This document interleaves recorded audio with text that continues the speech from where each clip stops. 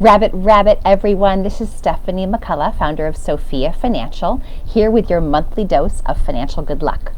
Well, I'm doing this first thing in the afternoon because if I had posted the video this morning, it would have spoiled the surprise. I went to a live, in-person surprise baby shower this morning. Oh my gosh, it was so nice to see people live and in 3D again. And it was fun to think back on being a new parent. It got me thinking because my littlest baby is now 6'1" and he's 19 years old. So thinking back, of course, I always think about the money aspects of things, right? What are the financial planning kind of must-dos for new parents? The first one that's super important and kind of seems like it's not very exciting, but it's crucial, is to get your legal documents in place.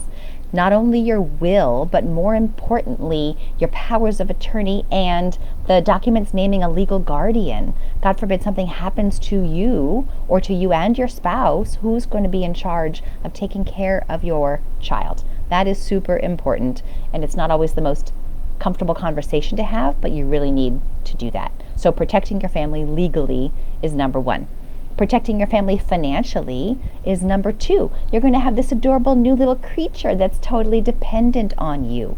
If you or your co-parent, spouse or not, right, if one of you were gone, that would be a huge, obviously emotional crisis, but it would also be a financial burden.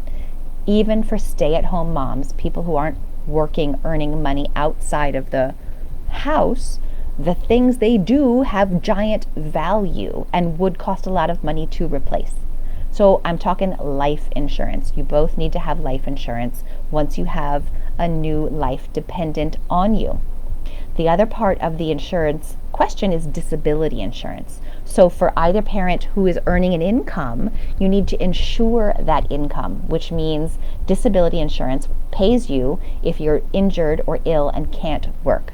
Your family's still going to have bills. The baby's still going to need the things that they need. So getting that stuff in place is really important.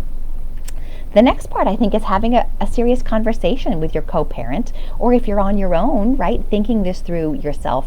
What are your financial priorities? What are your money values in terms of your family and this child? What are the things that you want to be able to spend lavishly on? And in turn, that means you're probably going to have to cut back on other things. So what things are you willing to cut back on? And it might be different from your sister or your next door neighbor, but you want to make sure you're being true to your own values and the things that you want to create for your family. So having that conversation up front can reduce a lot of the tensions and maybe the causes for strife that happen down the road with your co-parent. Kids are expensive. Let's just face the facts, right? So do you start saving for college if that's an important thing for you? Do you want to send this child to private school? Are you going to need childcare? Even if one parent is going to stay home, they're going to need breaks. You're going to need babysitters. I'm just saying it right now. So how are you going to think about the financial aspect of childcare? If one parent is going to take time out of the workforce, what are the financial implications of that, right? You don't want to get too far off track saving for retirement. It will impact your Social Security benefit down the road. So just having a full picture of the trade-offs involved is important. Then I think, my last point is that prioritizing your own financial health is a gift to your child. So if you're not in a position to start saving for college today, but you're working on paying down your debt, and you're building up your emergency fund, and you are working on your own financial security, that is a gift to your child. Because when you, as a parent, are financially stable, you're in much better position to be able to provide for that child, both financially but emotionally as well, if you don't have that financial stress. And then even looking forward, right? There are loans for college. There are no loans for retirement or for old age. So, think about the most crucial things.